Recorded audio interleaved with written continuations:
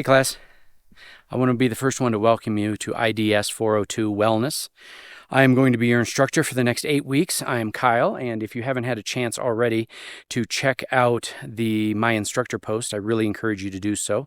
You find out a little bit about what brought me here to Southern New Hampshire, as well as giving you an idea of what to expect over the next semester.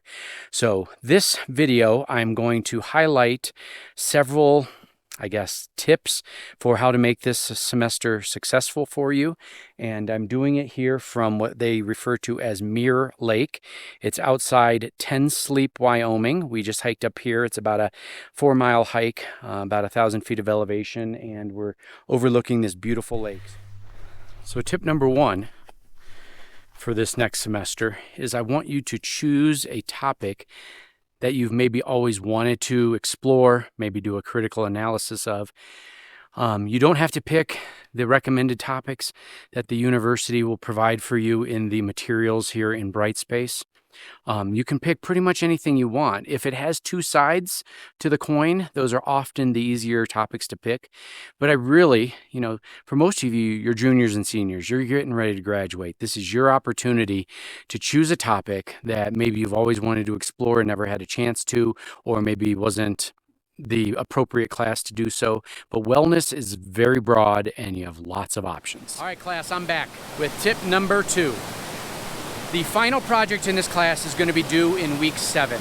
Now, one thing that's unique about this project is that it's basically accumulation of weeks 2 through 6. So as long as you're doing a good job making any suggested edits, adding anything I suggest in the feedback from weeks 2 through 6, in week 7, all you got to do is copy and paste it into the new template for week 7 and submit it up by Sunday night. So tip number 3. I have created Word templates for everyone to utilize on their weekly assignments. Weeks 1 through 7, each week I will provide a template, a Word document that you can utilize or are required to utilize when you complete your weekly written assignment. It outlines the section headers that are required. It corresponds directly with the rubric, so it makes it easy for me to grade and easy for you to make sure you're responding to every question that's needed.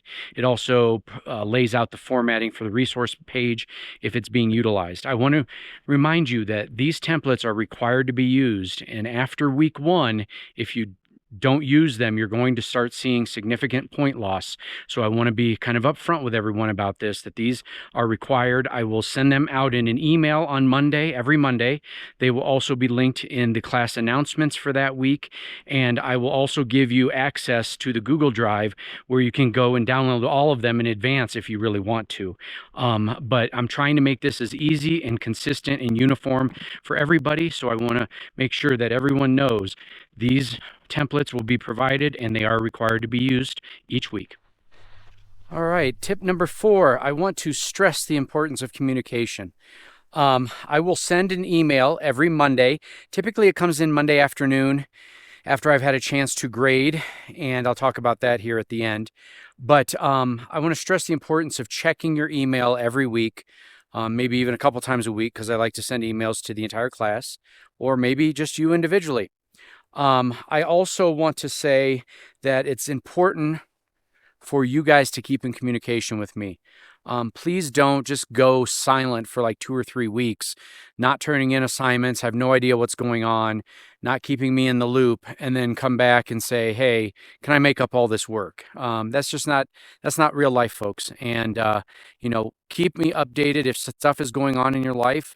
That happens, but communication is key for me. So that's the next tip. So I'm back with tip number 5, discussion board posts and peer replies. Just want to kind of be upfront with you guys that I weigh them the same. I know in different courses, some of the expectation for the quality and the level of discussion board posts might be slightly higher than the peer replies, but I weigh them equally. So I just want to encourage you to make sure that you're putting forth as much effort into your discussion post as you are your peer replies. If your peer reply is 2-3 sentences, it's probably not going to be sufficient and you're going to lose significant points on the rubric. So tip number 5, discussion board post replies equally weighted in my world, and just want to give you guys a heads up at the very beginning of this Number semester. 6 Is less of a tip for you guys and more of a just what can we expect. I like to get all my grading done and out of the way early in the week. So you can pretty much guarantee that outside of the final project week, which is week 7, I am going to have all of your stuff graded typically by Monday afternoon, if not then early on Tuesday. So just, I guess, for you to know, I know not every professor does the same thing, but for me, I like to get it done and out of the way early in the week, so you can expect to have your grades back Monday afternoon, Tuesday. Again, I am always moving, and currently we are in Mountain Time Zone and will be for some time, but eventually I'll be in Pacific. So Monday afternoon is all relative to where I happen to be at the time. But looking forward to having everybody here this semester. And if you have any questions, please don't hesitate to reach out. We're looking forward to a amazing 8-week session. And thanks for selecting IDS 402.